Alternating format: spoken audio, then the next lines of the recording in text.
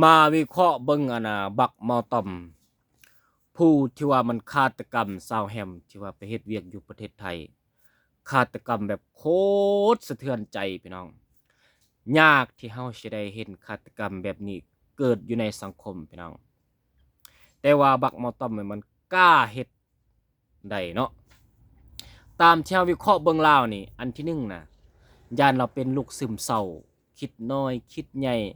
จึงพาให้เรากล้าเฮ็ดกล้าลงมือฆาตกรรมแบบนี้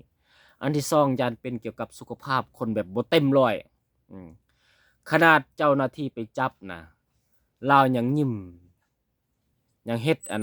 หน้าตาตัวเองคือบ่มีความผิดนะเออ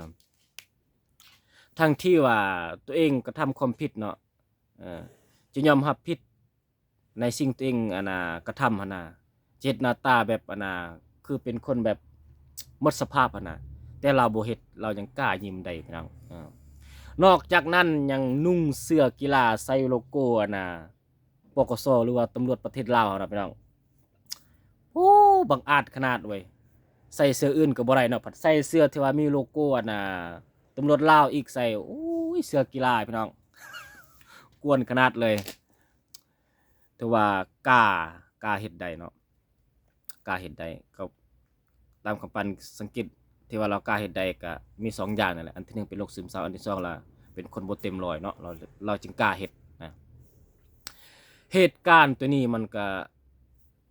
จะสอนสติคนอยู่ในสังคมหลายขึ้นพี่น้องการที่เฮาตัดสินใจการใช้กำลังการฆาตกรรมมันเป็นสิ่งที่ว่าบ่ถูกต้องพี่น้องอย่าไปเฮ็ดพี่น้องเรื่องความรักนะพี่น้องถ้าผู้ใดเข้าใจผู้นั้นจะบ่ผิดหวังพี่น้องความรักมีพบต้องมีจากพี่น้องถ้าเฮาบ่รักบ่มักกันเฮาบ่สามารถเป็นแฟนกันได้ถ้าเฮาบ่มักบ่รักกันบ่สามารถเป็นผัวกันได้ฉะนั้นในเมื่อเฮารักกันแล้วพี่น้อง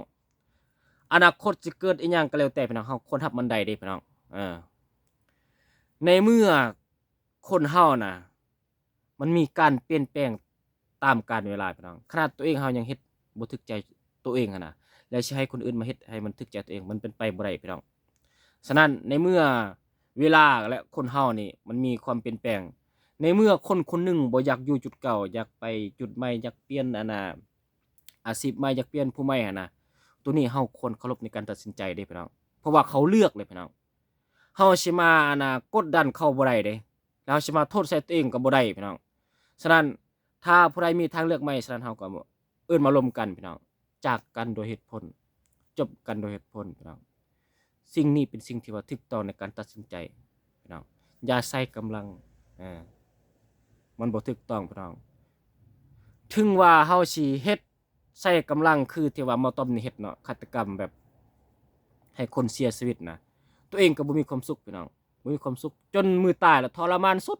เฮาได้รับเวรรับกรรมพี่น้องฉะนั้นเฮาบ่ควรเฮ็ดพี่น้องเฮาตัดสินใจด้วยเหตุผลพี่น้องมันดีที่สุดในการตัดสินใจ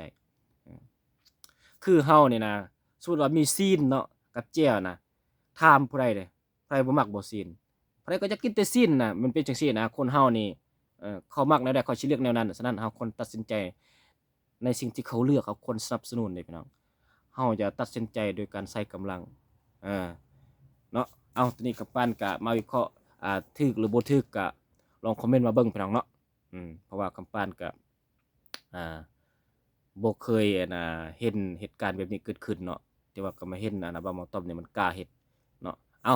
ฉะนั้นก็ฝากถึงทุกคนเนาะในการตัดสินใจทุกสิ่งทุกอย่างต้องมีสติพี่น้องเนาะเอาขอให้ทุกคนโชคดีอย่าลืมติดตามด้วยพี่น้องเด้อบ๊ายบาย